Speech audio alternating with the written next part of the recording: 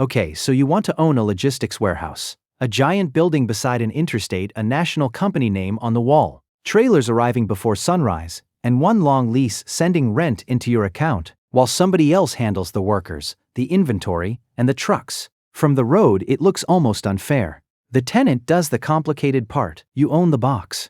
Then, one morning, the same trucks are still moving, the same sign is still lit, and the building is still completely full. But the lease has less than a year left. The tenant has stopped returning calls about renewal, and the roof needs work before anyone new will take the space. Nothing visible has failed yet. Financially, the countdown has already started. There is a warehouse in Shirley, New York, that shows how violent that countdown can become. It was reportedly developed for $17 million.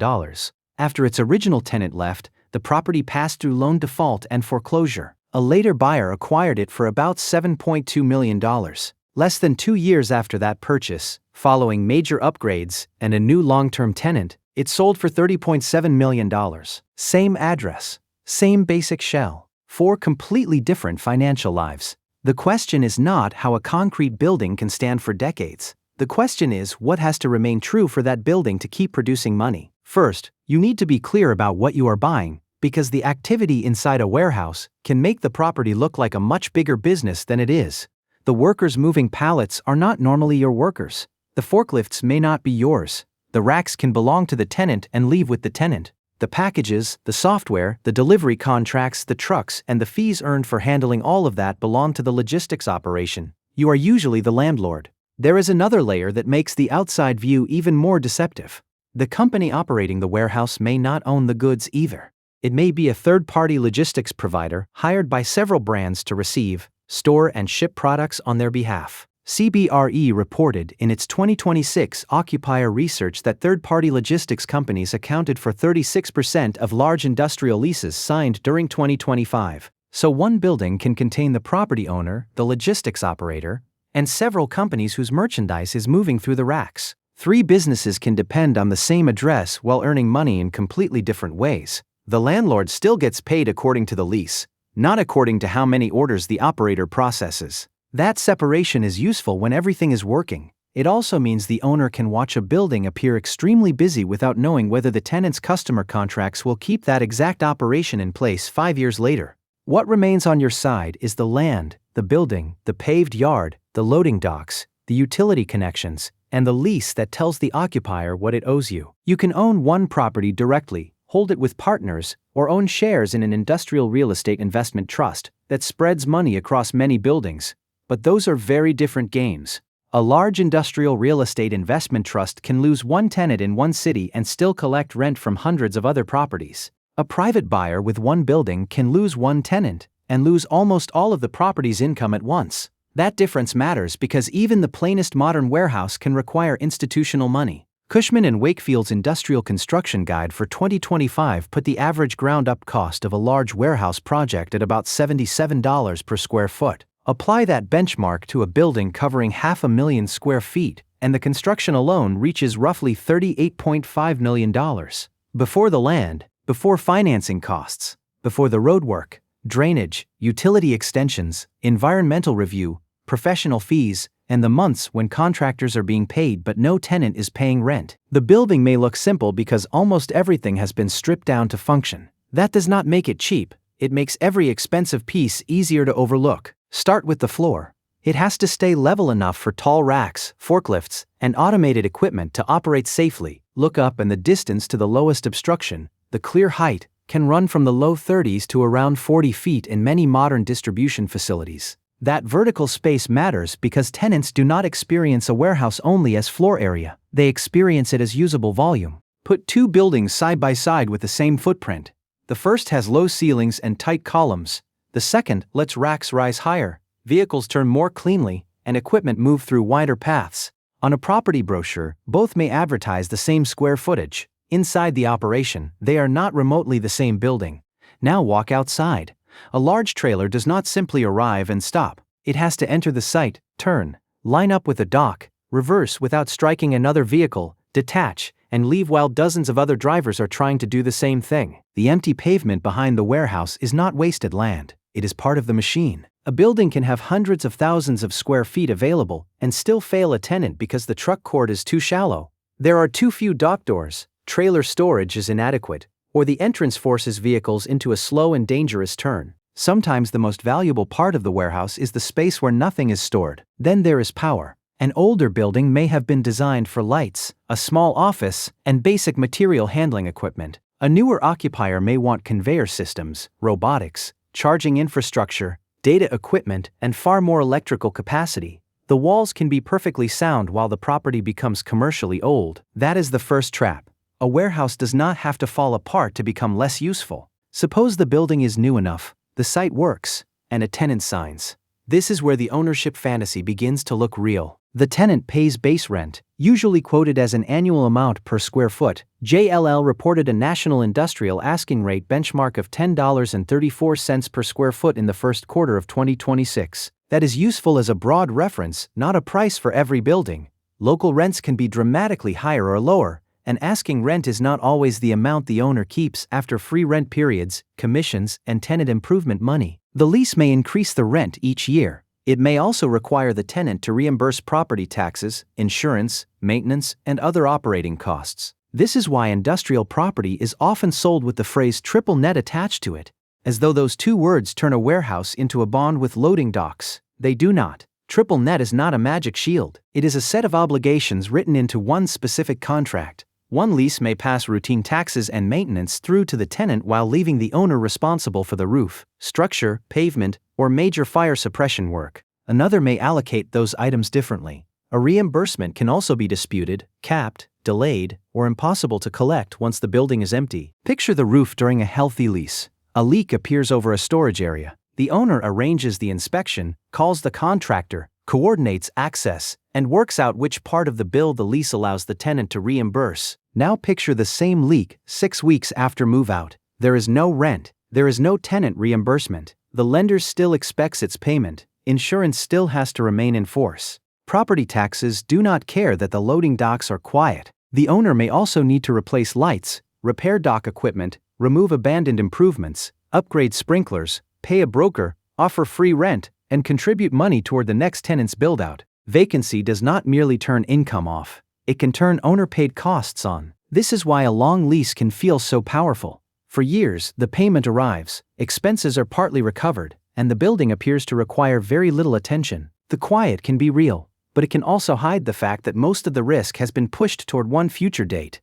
Large portfolios show why lease income can be so attractive when the risk is spread out. Prologis reported that leases beginning in its consolidated operating portfolio during 2025 had a weighted average term of 70 months. Its portfolio occupancy for its share of the business averaged 95.2% in the fourth quarter of that year. Those are company-specific figures, not a promise for every owner, but they show the appeal. Years of contracted income across many buildings. A private owner with one tenant does not own that diversification. The lease may last several years, but every month that passes also brings the property 1 month closer to the next test. Before we reach that date, there is a question that seems to make the whole business much easier. Why would a tenant ever pay high rent for a warehouse near an expensive city when cheaper land exists farther away? Because the warehouse rent may be one of the smaller costs created by the location. In research published in 2018, Prologis estimated that a logistics user could spend about $10 on transportation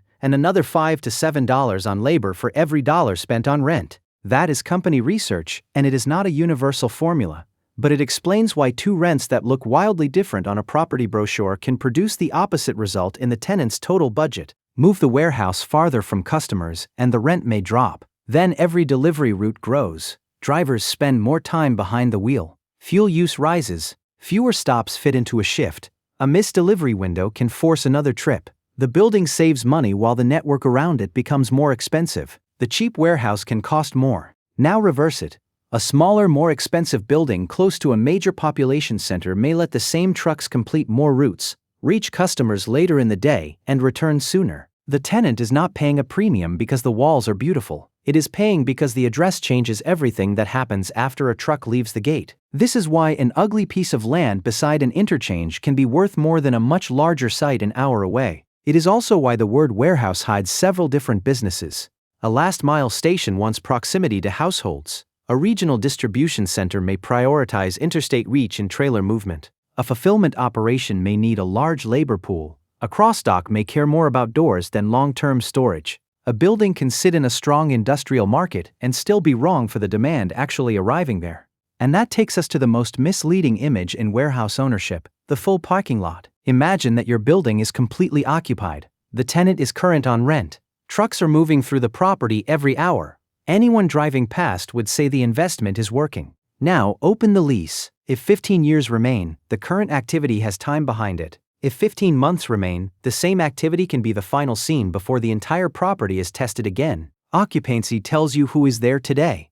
It does not tell you whether the rent is above or below market, whether the tenant has a termination option, whether the roof must be replaced before renewal, whether the company is consolidating nearby facilities, or whether another user could operate in the building without spending millions to change it. A full building can carry an empty future. CBRE's early 2026 occupier survey found that nearly 2/3 of respondents expected more than 1/4 of their leased space to expire within the following 3 years.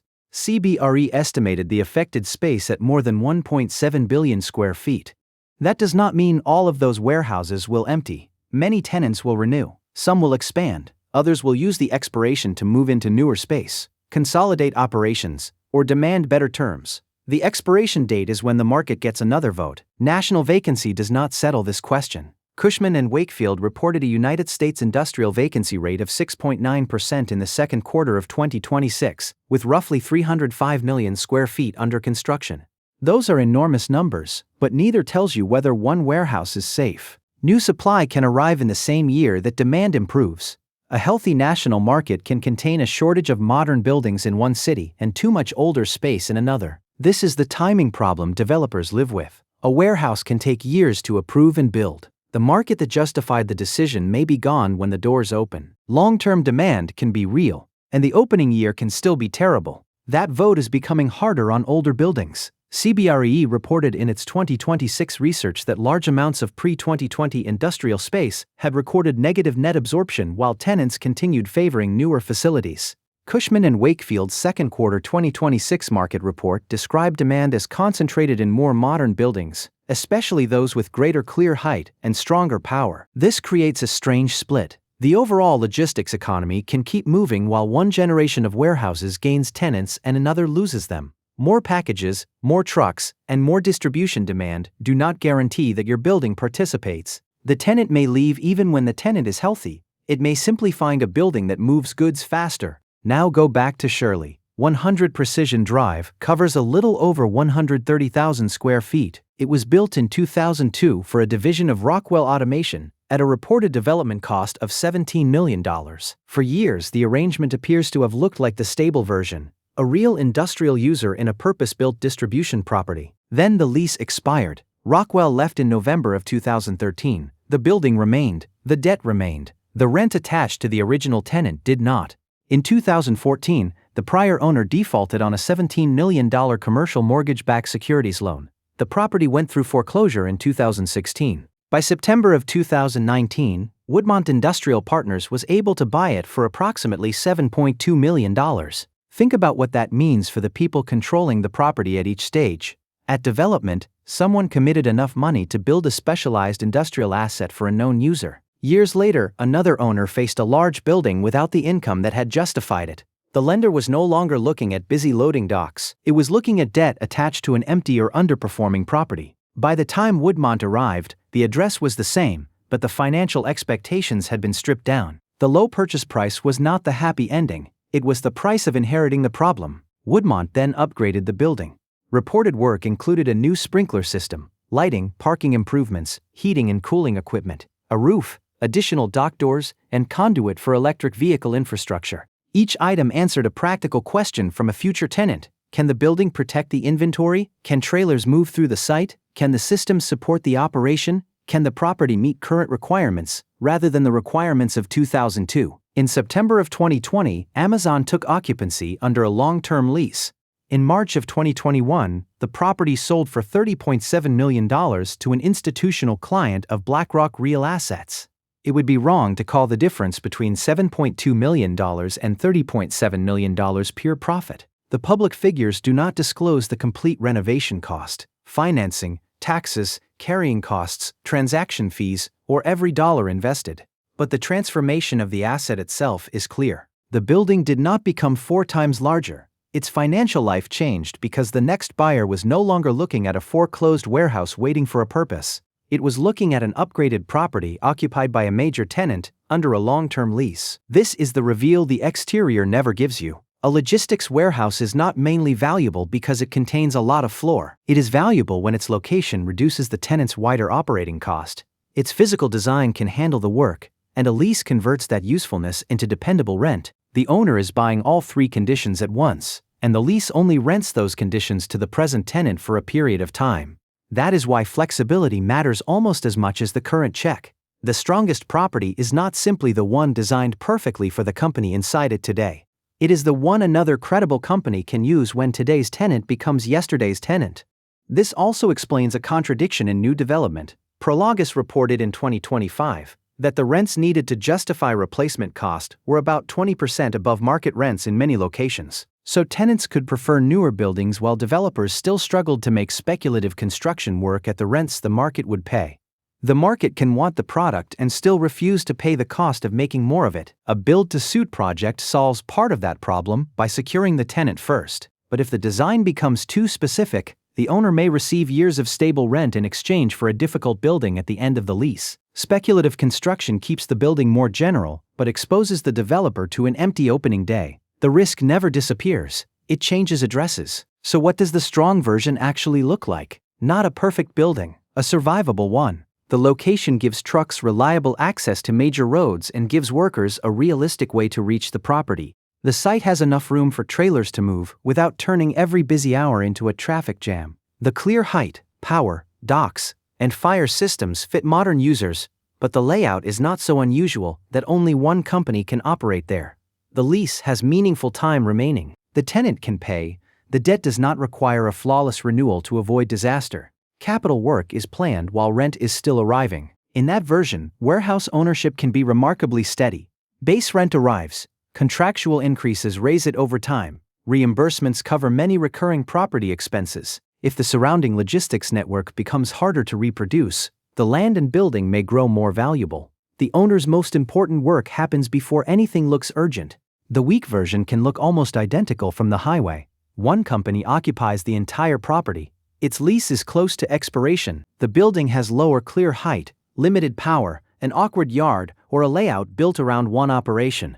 The roof and pavement are aging. The owner borrowed heavily when money was cheaper, and the loan matures close to the date when the tenant gets to decide whether it stays. For years, none of that may appear in the drone shot.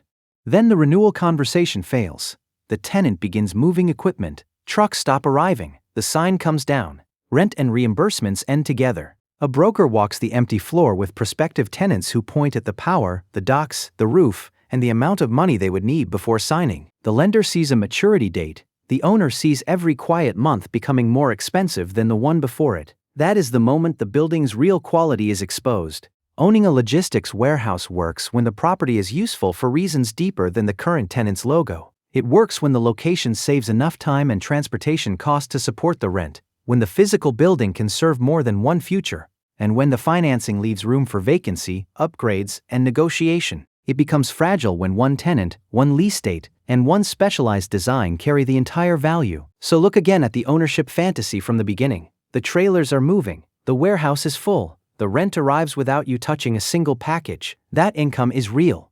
But the trucks are not your business. The goods are not your business. The tenant's operation is not your business. What you own is a place that is useful to the movement of everything else, plus a contract that pays you while one company agrees. The contract eventually ends. The warehouse earns its value by still mattering after it does.